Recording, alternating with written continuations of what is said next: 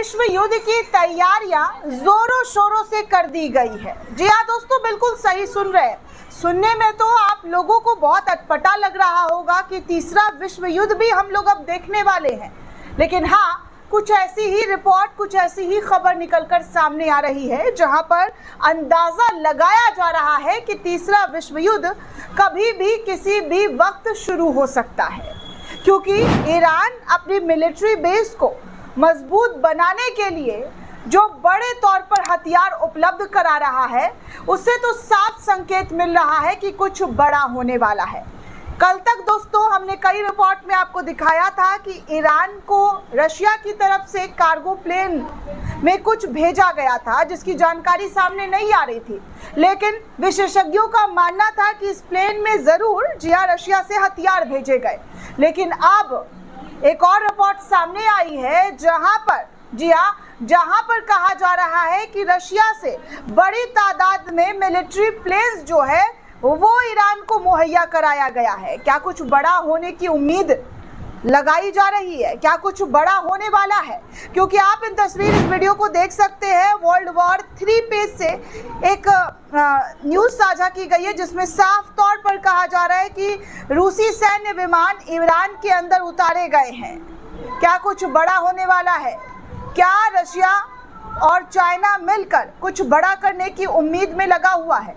क्योंकि अब तक तो कार्गो प्लेन जा रहे थे, लेकिन अब मिलिट्री प्लेन के लैंड होने की भी तस्वीर सामने आ रही है। हालांकि इस वीडियो की हम और हमारा चैनल पुष्टि नहीं करता है, लेकिन जो खबर लगातार सामने आ रही है दोस्तों, उसमें कुछ ऐसी ही जानकारी निकलकर सामने आई है जहां पर रशिया की तरफ से भारी तादाद में ईरान को हथियार उपलब्ध कराए जा रहे हैं। वहीं एक और जानकारी सामने आई है, ईरान के खुफिया एजेंसी ने, जी हाँ, ईरान के खुफिया एजेंसी ने IAEA परमाणु निरीक्षण द्वारा छोड़ी गई निगरानी माइक्रोचिप्स के जरिए जो है किया जा रहा है, और कहा जा रहा है कि ईरान अपने मिसाइल्स को तैयार करने के लिए बड़ी ही मुस्तैदी के साथ काम कर रहा है, जिसमें माइक्रोचिप्स लगाकर किसी को कोई खबर ना हो, सिर्फ ईरान के उन लोगों को पता है जो न्यूक्लियर वेपन बनाने की कोशिश में लगे हुए हैं, और इसी हथियार की वजह से ये जंग जो है दोस्तों शुरू हुआ था। तो आप साफ तौर पर देख सकते हैं कि इस जंग की शुरुआत जो है कितने बड़े लेवल पर इस वक्त की गई है, जहां पर ईरान पीछे हटने का नाम नहीं ले रहा है, तो वही रूस और चाइना मिलकर लगातार ईरान को बड़े लेवल पर हथियार मुहैया कराता हुआ दिखाई दे रहा है, जिसकी तस्वीर आप देख सकते हैं कि जो मिलिट्री प्लेन्स है वो ईरान में उतारा जा रहा है। और इन तस्वीरों को कई सोशल मीडिया यूज़र्स के ज़रिए शेयर करते हुए जानकारी साझा की जा रही है कि ऐसी कोशिशें ईरान के अंदर है, और रूस भी उसका पूरा साथ दे रहा है, जहां पर किसी भी तरीके से इस जंग में, जी हाँ, इस जंग में जो है कोई भी कमी ना आए, जिसको लेकर इजराइल, जी हाँ, इजराइल जो है उसके सामने, इजराइल के सामने वो कमज़ोर हो सके। आगे दोस्तों तुर्की के राष्ट्रपति रजेप अर्दोगान की तरफ से बयान सामने आया है, और वो क्या फ़िलिस्तीन को लेकर बयान दे रहे हैं, सबसे पहले आपके सामने ये ट्वीट जो है दिखाना चाहूँगी। मेगा पॉलिटिक्स पेज है, उसके ज़रिए शेयर करते हुए जानकारी साझा की गई और बताया गया कि तुर्की का कहना है कि वो फ़िलिस्तीन के लिए बहुत जल्द इजराइल पर हमला करने वाला है, यानी कि इजराइल पर अब तुर्की के ज़रिए भी हमला किया जाएगा। मेगा पॉलिटिक्स ने इस खबर को शेयर करके जानकारी साझा की है दोस्तों, यानी कि तुर्की भी अब इजराइल पर हमला करने की योजना बना रहा है।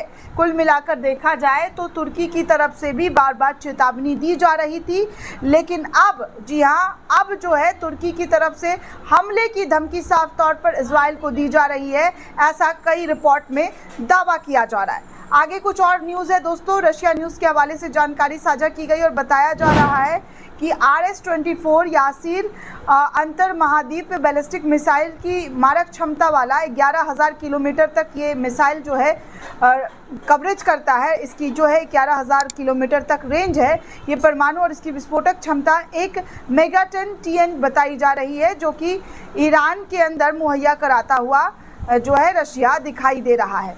तो ये हाई टेक्नोलॉजी वाले जो हथियार और मिसाइल्स है वो ईरान को रशिया मुहैया करा रहा है। आपको रशिया के बारे में पता ही है कि उसके पास लगातार, जी हाँ, लगातार हथियारों का ज़ख़ीरा है, जिसके बल पे वो यूक्रेन से करीब 2.5-3 साल से लड़ाई लड़ रहा है दोस्तों। अमेरिका के साथ देने के बावजूद भी यूक्रेन से जो है रूस से पंगा लेता हुआ जो नज़र आ रहा है, उसके आगे कहीं से कहीं तक टिक नहीं पा रहा है, क्योंकि ये जंग रशिया की तरफ से भी लड़ी जा रही है बड़ी तादाद में। वहीं एक और न्यूज़ सामने आया है दोस्तों वर्ल्ड फेयर एनालिसिस पेज के हवाले से, जहां पर बताया जा रहा है कि इजरायली समर्थित मलेशियाओं को भारी नुकसान पहुंचा है। जो इजराइल का समर्थन करने वाला ग्रुप है उसको बहुत बड़ा नुकसान पहुंचाया गया है। वहीं उनके जो कई संगठन है उसके कई सदस्यों को बंदी जो है वो बना लिया गया है।